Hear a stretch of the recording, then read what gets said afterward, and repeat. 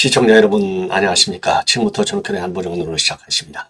자, 이번 시간에는요, 이제 민주당에서 최종적으로요, 이제 공천관리위원회로 넘기는 것이 절차적으로 보면, 자, 검증위원회가 그동안 이제 쭉 활동을 해 왔는데, 최종적으로 검증을 통과한 인물 89명을 발표했습니다. 야, 이 89명을 보면은요, 그야말로 그동안에 많은 법률적인 논란의 한복판에 서 있던 인물들이 전부 다 거의 한 명도 예외 없이 전부 통과가 됐습니다. 자, 특징은요, 비명계 완전히 속된 말로, 이 공천 학살, 미리 이제 벌써 예고탄이 쏘아 올린 거나 마찬가지예요. 그래서 요 명단을요, 이제 핵심 인물들 명단을 중심으로 해서 여러분께 자세하게 분석을 해 드리도록 하겠고, 그 다음에는 요 신성식 검사장, 그러니까 수원지검장을 했거든요. 중앙대 법대 직계 후배가 되겠습니다. 자, 이 신성식이가 수원지검장 할 때 이재명을 탈탈 털었는데 하나도 안 나오더라. 자, 그래서 자기가 진짜 검사고 이재명을 잡으려고 하는 사람은 전부 가짜 검사다. 본인이 이제 국회에 가서 가짜 검사 가려내겠다 이거예요. 자, 이런 입장문을 발표해서 파장이 야기되고 있습니다.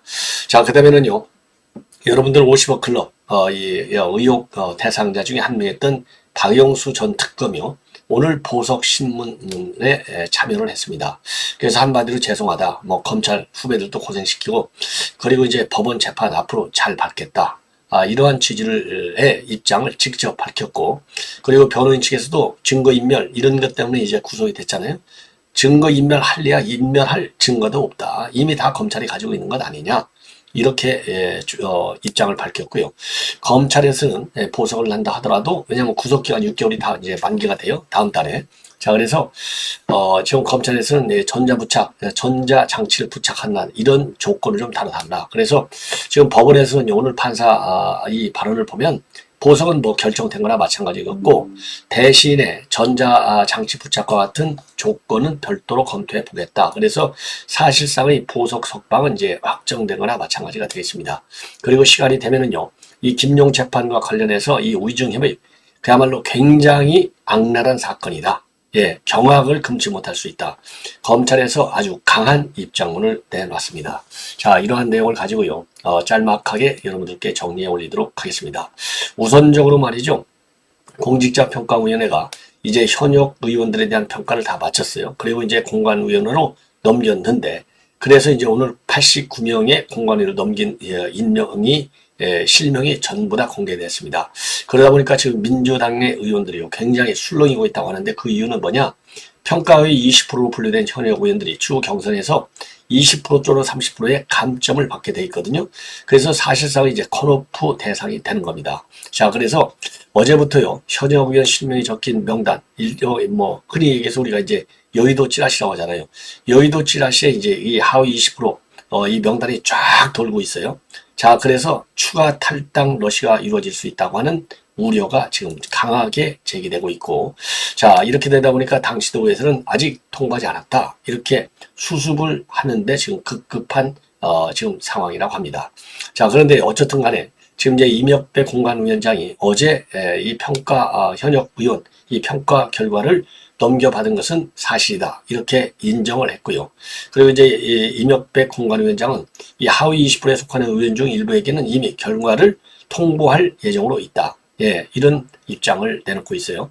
자, 이게 평가위원은요, 밀봉해서 이 20%를 갖다가 이명배 위원장한테 이제 공관을 했고, 공관위가 이 명단을 토대로 해서 이제 각 지역별, 지구별 이 판세를 종합해서 최종적으로 이제 하위 평가자 20%를 솎아내서 통보하기 시작할 예정이라고 합니다. 자, 그래서 지금 이제 제2의 이 탈당 엑소더스가 일어나는 것이 아니냐, 이런 얘기가 나오고 있고, 이런 것들도요, 이낙연 이 신당 창당에도 상당한 이 기회를 준 것이 아니냐, 이렇게 지금 평가가 되고 있어요. 그러다 보니까 친명 중심의 민주당 의원들이 대거 120여 명이 지금 이낙연 그 신당 창당 자원하는 이낙연과 그리고 비명 3인에 대해서 정계 은퇴와 그리고 이 출당 요것을 강력히 추진하는 것이 아닌가 이런 생각이 듭니다. 그러니까 이제 이 찌라시가 도는 거고요. 이낙연 전 대표의 신당 창당호가 이제 맞물린 시점에서 지금 진행되고 있는 거예요. 요거를 뭐 당연히 이낙연 쪽에서도 이건 이제 하위 20% 명단이 언제 넘어간다 이걸 다 아는 거 아니에요? 거기에 딱 초점을 맞춰갖고 찰당파들의 이삭죽기라고 할까요? 요거를 노릴 수밖에 없는 게 또 이낙연 신당의 의미가 아니겠습니까? 왜냐면은요, 현역 의원들이 한 20명 간다. 그러면 교섭단체를 구성하잖아요. 교섭단체가 구성이 된다? 그러면 선관위로부터 바로 또 지원금이 나오잖아요. 그럼 지원금이 나온다? 그러면 창당 작업에 어마어마하게 도움이 되는 것이죠. 그래서 사람도 찾을 수 있고 또 예산도 정부로부터 공식적으로 지원받을 수 있고 꼭 먹고 알 먹는 거죠. 그래서 오늘 11일을 지금 이낙연은 D-Day로 잡았다. 이렇게 판단이 됩니다. 자, 그래서 지금 이재명의 그 민주당 추가 찰당 러시가 임박해 있다. 이렇게 보여지고. 자, 그래서 이낙연 신당으로 이제 움직여가는, 이동하는 민주당 의원들의 실명도 곧 다 나오지 않겠는가. 그래서 이 실명이 이미 찌라시로 돌고 있는데 지금 현 상황에서 여러분들께 이 명단을 공개하는 것은 조금 시기가 상조한 것 같고요. 적절한 타이밍에 저도 하위 20%에 속한 민주당 의원들 명단을 여러분께 보도해 드리도록 하겠습니다. 자, 그러면은요, 지금 이제 이 평가위원회가 지금 공관위로 넘겼다고 하는 이 86명 중에 좀 이 주목할 만한 인물들이 89명이요. 자, 어떤 사람인지 한번 쭉 보면 우선 사법 리스크에 있는 사람들. 자, 우선 노웅래. 여러분들 잘 아시잖아요. 뇌물하고 정치자금 수수 혐의로 기소돼서 재판을 받고 있지요. 이 89명 중에 이제 한 명으로 되어 있고, 노웅래. 그 다음에 이제 제일 유명한 사람, 제일 큰 눈길을 끌은 사람이 바로 황운하입니다. 대전 중구구 이제 노웅래는 여러분들 잘 아시다시피 이제 마포가 되겠어요. 예, 마포. 지금 이 노웅래 지역에는 우리 국민의힘에서도 여러 명이 지금 경합하고 있죠. 예, 신지호수부터 시작해서 이용호 등등. 예, 여러 명이 지금 경합하고 있어요. 자, 그래서 노웅래도 통과가 됐고요. 그 다음에 황운하도 대전 중구인데 통과가 됐습니다. 황운하는요, 송철호, 문재인의 친구, 그러니까 이제 문재인의 꿈을, 실현시켜줬잖아요. 내 친구 송철호가 당선되는 게 내 꿈이야. 이거 아니겠습니까? 자, 그 다음에 이제 노웅래는 이제 마포갑, 그 다음에 이제 황운하는 대전 중구, 예. 자, 그리고, 또한, 이 노웅래가 있고요. 그 다음에 이제 또 재미있는 사람 중에 하나가, 지금 우상호 자리, 우상호가 이제 불출마 선언했는데, 서대문 갑인데요. 여기에는 김홍국 전 경기도 대변인. 이 김홍국은 이제 경기도 대변인이니까 이재명의 최측근이죠. 그리고 동작을 지역에서는요, 이수진인데, 현재 이수진이가 아웃되고, 이현희 민주연구원 부원장이 검증을 통과했다고 합니다. 그러니까 동작을의 경우에는 이수진 의원이 거의 지역 활동을 안 한다고 그래요. 뭐 이런 걸 알고 지역 활동 할 마음이 안 생기겠죠. 그리고 경기도 평화 대변인을 지냈던 윤용조는 부산 해운대 올. 그러니까 윤용조 부산 당 대표 비서실 부국장이에요. 자, 그리고 이제 이헌욱 전 경기용사 사장. 그러니까 이재명의 아파트 바로 옆집에서 캠프를 만들었다는 의혹을 받는 이현욱이는 용인 정해. 그리고 임진 전 경기도 시장상권진흥원장의 경매는 경기도 수원 무해. 예, 여기가 이제 김준표 지금 국회의장 자리가 되겠죠. 이렇게 해서 친명계 핵심들이 전부 다 지금 지역 공천을 지금 다 받는 걸로 끝나거나 마찬가지고요. 자, 그리고요. 자객 공천에 지금 오르내리는 사람들 비명계 지역구죠. 여기도 전부 다 통과가 됐어요. 그래서 홍영표 의원 지역구인 인천 부평 의뢰는요. 이동주 비례대표 의원이 지금 들어가 있고요.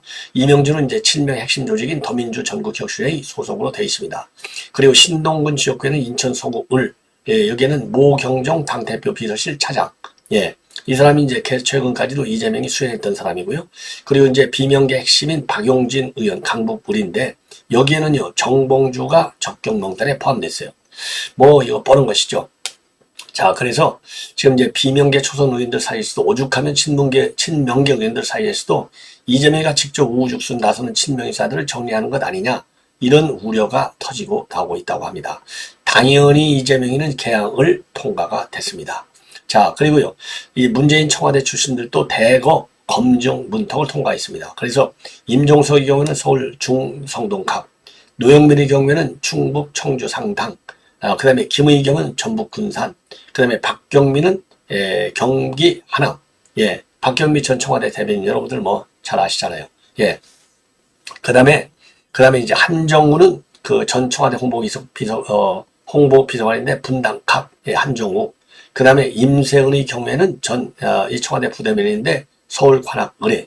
그리고 여선웅, 조금 전에 여러분에게 말씀드렸던 여선웅이, 그러니까 부산대 의료진이 무슨 허튼 일을 할지도 모른다. 그래서 이 암살 무슨 치료를 하는 거 아니냐, 이런 의혹을 제기했던 여선웅이는 전 청와대 청소년 정책관인데요.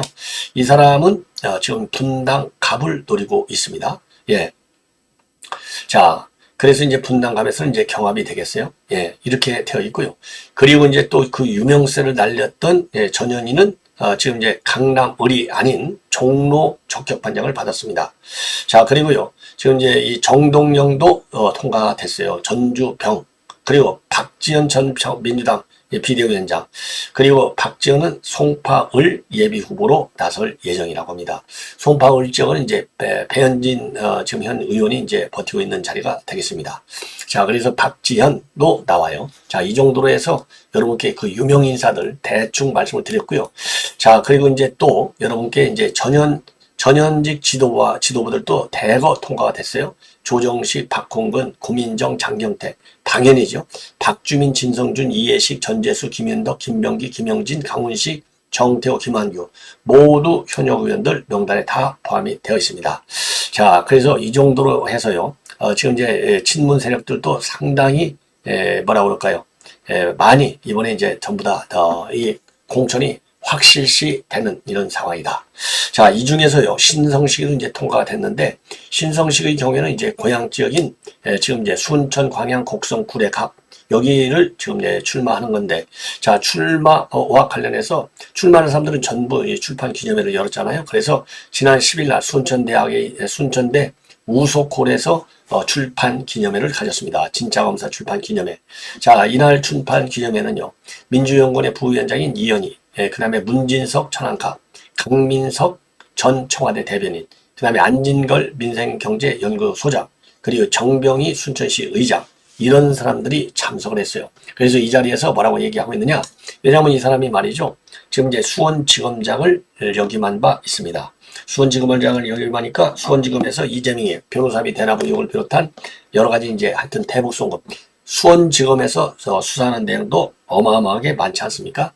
자, 그래서 특히 이 신성씨가 있을 때는 변호사비 대납 의혹을 털었어요. 자, 그런데 털고 털어봐도 나오는 게 없더라, 이런 얘기를 한 거예요. 본인도 깜짝 놀랐다. 예. 그러면서 현 정권이 들어서면서 이재명 대표의 후배라는 이유만으로 언론은 나를 정치검사로 만들고 차장검사로 좌천시키고 한 달 후에는 법무연수원 연구위원으로까지 발령냈지만 부끄럽지 않게 살아왔기 때문에 좌절하지 않는다. 그리고요, 나는 원래 반골 기질이 있는 사람으로서 22년 검사 생활이 끝나고 국민에게 더 가까이 가고자 첫 발을 내딛는다. 그리고 검사는 사유할 수 없고 사유해서도 안 되고 좋은 검사가 나쁜 검사를 잡으러 왔는데 가짜 검사들을 진짜 검사가 잡아내겠다. 야, 이게 참 수준이 말이죠. 참 거시기 합니다.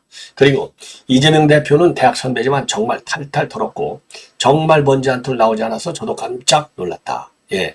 자, 그리고요.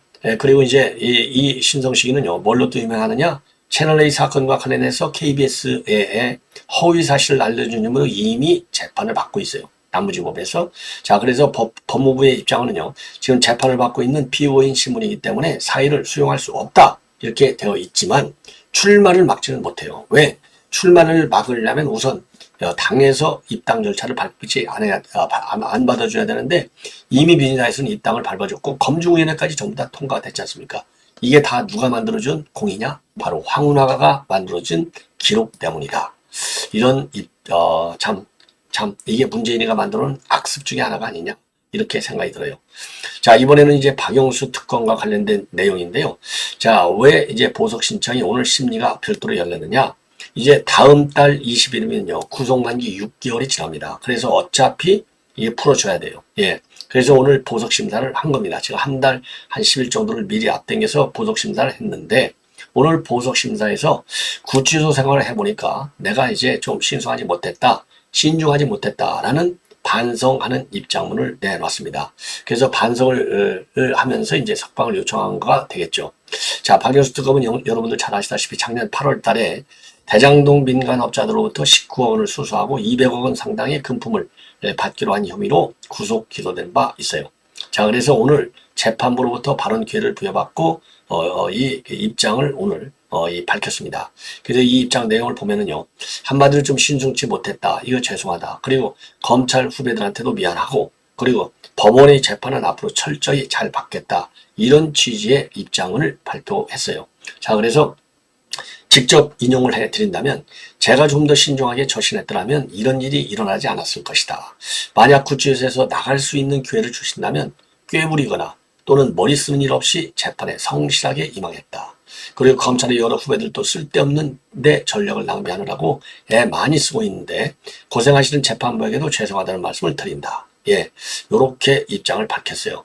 자, 그리고요, 이제 변호인도 별도로 또 입장을 내놨어요. 예, 왜냐하면 이제 박영수 특검도 재판부로부터 별도 발언 승인을 받고 나서 지금 예, 발언을 한 거가 되겠습니다. 자, 그래서 이 사건의 핵심 증인인 남욱 변호사는 수사기관에 썼던 진술의 상당 부분을 번복하고 있다.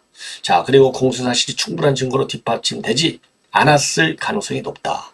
자, 그리고 사건 자료는 검찰에 다 압수되어 있어서 피고인이 증거 인멸을 해내도 방법이 없다. 그 다음에 구속기간에 쫓기는 것보다는 석방돼서 충실하게 방어할 수 있으면 좋겠다. 이러한 보석 석방의 취지를 그리고 그 기대 효과를 밝혔습니다. 반면에 검찰은요, 당연히 반대하죠. 박영수 전 특검은 이미 핸드폰을 인멸했고 주변인들이 증거를 은닉해서 검찰이 확보하는데 어려움을 겪었다. 증거인멸의 우려가 없다고 단정할 수 없다고 반복하고요. 구속기간 만기 때문에 보석을 허가한다 하더라도 관련자 접촉을 통한 증거인멸 우려가 있으니까 전자장치 부착이라든가 또는 주거지 제한 등의 조건을 검토해 달라고 요청을 했습니다.